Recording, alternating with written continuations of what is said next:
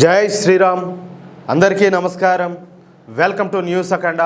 నేను మీ కస్తూరి శ్రీధర్. మిత్రులారా, తృణమూల్ కాంగ్రెస్ పార్టీకి చెప్పాలంటే మరొక భారీ షాక్ అయితే తగిలింది. పశ్చిమ బెంగాల్ రాజకీయాల్లో పెను సంచలనం రేకెత్తిస్తూ తృణమూల్ కాంగ్రెస్ పార్టీకి చెందినటువంటి 440 కోట్ల రూపాయల నిధులున్నటువంటి 3 బ్యాంక్ ఖాతాలను అధికారులు ఆపేస్తున్నారు. ఇటీవల జరిగినటువంటి అసెంబ్లీ ఎన్నికల్లో ఓటమి తర్వాత పార్టీలో తలెత్తినటువంటి అంతర్గత విభేదాలు, నాయకత్వ పోరు తీవ్రమైనటువంటి నిర్ణయానికైతే దారితీసినాయి. ఈ తిరుగుబాటు వర్గానికి చెందిన ఎమ్మెల్యేలు ఈ నిధుల యొక్క మూలాలపైన, అంటే ఈ నిధులన్నీ కూడా ఎక్కడి నుంచి వచ్చినాయి అనే దానిపైన క్రిమినల్ విచారణ జరపాలని చెప్పేసి డిమాండ్ చేయడంతో పోలీసులు ఈ చర్య అయితే తీసుకున్నారు. ఇటీవలే ఈ పశ్చిమ బెంగాల్ అసెంబ్లీ ఎన్నికల్లో పరాజయం తర్వాత all India Trinamool Congress party 2 వర్గాలుగా చీలిపోయింది. మాజీ మంత్రి అయినటువంటి అరూప్ బిశ్వాస్ ఒక వర్గానికి నాయకత్వం వహిస్తా ఉంటే, రెబెల్ ఎమ్మెల్యేల మద్దతుతో ప్రతిపక్ష నేతగా అవతరించినటువంటి రిత్నా ప్రతాప్ బెనర్జీ మరో వర్గాన్ని అయితే నడిపిస్తున్నాడు. పార్టీకి ఉన్నటువంటి దాదాపు 534 కోట్ల రూపాయల నిధులపైన పట్టు సాధించేందుకు ఈ 2 వర్గాల మధ్యన చెప్పాలంటే తీవ్రమైన పోరైతే నడుస్తుంది. ఈ రిత్నా ప్రతాప్ బెనర్జీ వర్గానికి ఇచ్చినటువంటి 10 మంది ఎమ్మెల్యేలు బిధానగర్ సైబర్ క్రైమ్ పోలీస్ స్టేషన్ లో అధికారికంగా ఫిర్యాదు చేశారు. కలకత్తాలోని HDFC bank central plaza branch లో ఉన్నటువంటి ఈ పార్టీ ఖాతాల్లో జమ అయినటువంటి 100 కోట్ల రూపాయల నిధులపైన వాళ్ళంతా కూడా పలు అనుమానాలు అయితే వ్యక్తం చేశారు.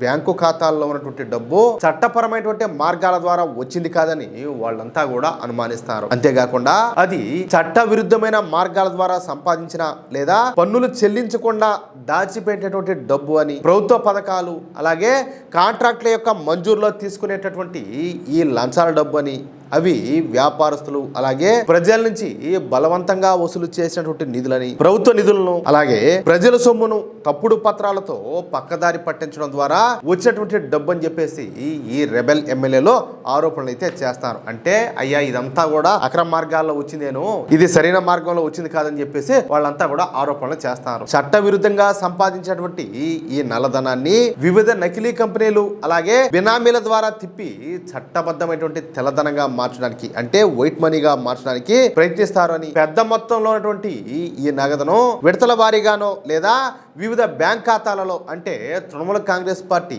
నిధుల రూపంలో జమ చేస్తారని ఈ తృణమూల్ కాంగ్రెస్ రెబెల్ ఎమ్మెల్యేలు కేసు అయితే పెట్టారు. అంతేకాకుండా ప్రజల నుంచి బలవంతంగా వసూలు చేసినటువంటి కట్ మనీ అలాగే వివిధ స్కాముల ద్వారా వచ్చినటువంటి డబ్బును ఈ ఖాతాల్లోకి మళ్లించారని చెప్పేసి ఆరోపణలు అయితే చేశారు. అంటే ఇక్కడ కట్ మనీ అంటే మనం గతంలో కూడా చెప్పుకున్నాం, ప్రభుత్వం విడుదల చేసేటటువంటి సంక్షేమ పథకాలు అలాగే నిధులు, గ్రాంట్లు ఈ లబ్ధిదారులకు చేరడానికి స్థానికంగా ఉండేటటువంటి రాజకీయ నాయకులు లేదా ఈ దళారులు తీసుకునేటటువంటి అక్రమ కమిషన్ నే కట్ మనీ అని చెప్పేసి అంటారు. సపోజ్ ఎగ్జాంపుల్ కు ఒకరు ఎవరైనా పేదవాళ్ళు ఉన్నారనుకో, వాళ్లకు ఈ ప్రభుత్వం తరఫున ఇల్లు కట్టుకోవడానికి సపోజ్ 1 లక్ష రూపాయలు మంజూరు అయితే ఆ సొమ్ము అతనికి అందేలాగా చేసేందుకు స్థానిక నేత 10,000 రూపాయల నుంచి 20,000 రూపాయల వరకు కమిషన్ రూపంలో ఏది బలవంతంగా తీసుకుంటారు. దీనినే కట్ మనీ అని చెప్పేసి అంటారు. ఇది కేవలం ఇళ్లకు మాత్రమే పరిమితం కాదు. ఉచిత గ్యాస్ కనెక్షన్లు, ఉపాధి హామీ పథకం కూలీ అలాగే చివరకు అంత్యక్రియల సహాయక నిధుల నుంచి కూడా ఈ తరహా కట్ మనీ వసూలు చేసినట్లు ఆరోపణలు అయితే ఉన్నాయి. ఆరోపణలు కాదు, ఇవన్నీ కూడా వాస్తవాలే. పశ్చిమ బెంగాల్ రాజకీయాల్లో దీనిని సిండికేట్ రాజ్ అని చెప్పి కూడా పిలుస్తారు. ఎవరైనా సరే ఒక కొత్త ఇల్లు లేకపోతే ఏదైనా కట్టుకోవాలంటే ఈ స్థానికంగా ఉండేటటువంటి సిండికేట్ నేతలు ఆ నిర్ణయించినటువంటి ధరలకే వాళ్ళ దగ్గరే ఇసుక అలాగే సిమెంట్ వంటి నిర్మాణ సామాగ్రి అంతా కూడా కొనాలా, లేదా ఈ భవన నిర్మాణాన్ని అనుమతించినందుకు వాళ్లకు భారీగా అయితే డబ్బు అయితే కట్టాలా. ఈ స్థానిక దుకాణదారులు, ఫ్యాక్టరీ యజమానులు, కాంట్రాక్టర్ల నుంచి ఈ పార్టీ నిధుల పేరుతో ప్రతి నెల కూడా ఈ రౌడీ మామూలు అయితే వసూలు చేస్తా ఉన్నారు. ఇటీవల అసెంబ్లీ ఎన్నికల్లో ఈ తృణమూల్ కాంగ్రెస్ ఎదురు దెబ్బలు తినడం, రాజకీయ సమీకరణాలు మారడంతో ఈ కట్ మనీ వ్యవహారం పూర్తిగా వెలుగులేకైతే వచ్చింది. ప్రస్తుతం విమర్శలు ఎదుర్కొంటున్న టీఎంసీ రెబెల్ ఎమ్మెల్యేలు చేసినటువంటి ఈ ప్రధానమైనటువంటి ఆరోపణ అయితే ఇదే. రాష్ట్ర వ్యాప్తంగా సామాన్య ప్రజల నుంచి, కాంట్రాక్టర్ల నుంచి ఈ విధంగా కట్ మనీ అలాగే అక్రమ వసూళ్ల ద్వారా పోగేసేటువంటి 100 కోట్ల రూపాయల నల్లధనాన్ని మనీ లాండరింగ్ మార్గాల ద్వారా కలకత్తాలోని ప్రధాన బ్యాంకు ఖాతాల్లోకి మళ్లించారని చెప్పేసి వాళ్ళంతా కూడా కంప్లైంట్ చేశారు. ఈ ప్రభుత్వం యొక్క నిధులను పక్కదారి పట్టించి పార్టీ ఖాతాల్లో డిపాజిట్ చేసినారనే కోణంలో కూడా ఎఫ్ఐఆర్ అయితే నమోదు చేసి క్రిమినల్ విచారణ జరపాలని ఈ ఎమ్మెల్యేలంతా కూడా డిమాండ్ అయితే చేశారు. ఆలస్యం జరిగితే బ్యాంకింగ్ అలాగే ఎలక్ట్రానిక్ రికార్డులను మార్చే అవకాశం లేదా ధ్వంసం చేసే అవకాశం ఉండదని చెప్పేసి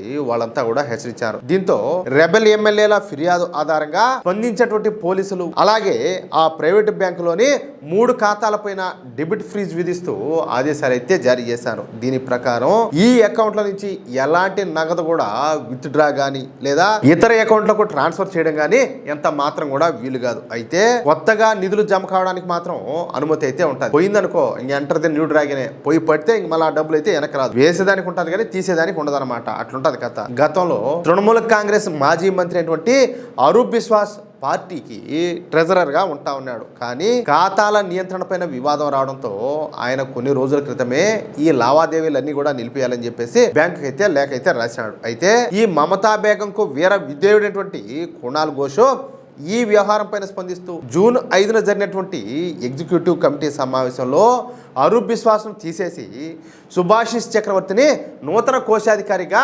ఏకగ్రీవంగా ఎన్నుకున్నట్లు స్పష్టం చేశాడు. అందువల్ల ఆర్థిక విషయాలపైన మాట్లాడే హక్కు బిశ్వాస్కు లేదని కొట్టిపారేశారు. కానీ బెంగాల్ పోలీసులు మాత్రం ఈ తృణమూల్ కాంగ్రెస్ పార్టీకి చెందినటువంటి 3 బ్యాంక్ అకౌంట్లను బ్లాక్ చేసేసి ప్రస్తుతం ఎంక్వైరీ అయితే చేస్తారు. దీంతో ఇకపైన ఈ మమతా బేగం వర్గం ఏమి చేసినా కూడా ఎటువంటి కార్యక్రమాలు నిర్వహించినా సరే వాళ్లకు నిధులు ఎక్కడి నుంచి వచ్చినాయి అన్న విషయాన్ని ఖచ్చితంగా చెప్పాల్సి ఉంటుంది. అంటే ఈ దెబ్బతో మమతా బేగం అలాగే దీని మేనలుడైనటువంటి అభిషేక్ బెనర్జీ గారు ఇక ఏమి చేసినా సరే అది పోలీసు దర్యాప్తు కిందకే వస్తుందన్నమాట. అది కథ అయితే ఎట్లా అదిరిపోయింది కదా మిత్రులారా. ఈ న్యూస్ కనుక మీకు నచ్చినట్లయితే వెంటనే ఈ వీడియోని లైక్ చేసి మీ మిత్రులకు అలాగే మీరు ఉన్నటువంటి వాట్సాప్ గ్రూపులోను తప్పనిసరిగా షేర్ చేయండి. అలాగే ఈ వీడియో పైన మీ యొక్క అమూల్యమైనటువంటి అభిప్రాయాలను ఖచ్చితంగా కామెంట్ రూపంలో తెలియజేయండి. అలాగే ఇంతవరకు మీరు కనుక మన ఛానల్ను సబ్స్క్రైబ్ చేసుకున్నట్లయితే ప్రతి ఒక్కరు కూడా మన ఛానల్ను సబ్స్క్రైబ్ చేసుకోండి, సపోర్ట్ చేయండి ప్లీజ్. జై శ్రీరామ్, జై హింద్, భారత్ మాతా కీ జై.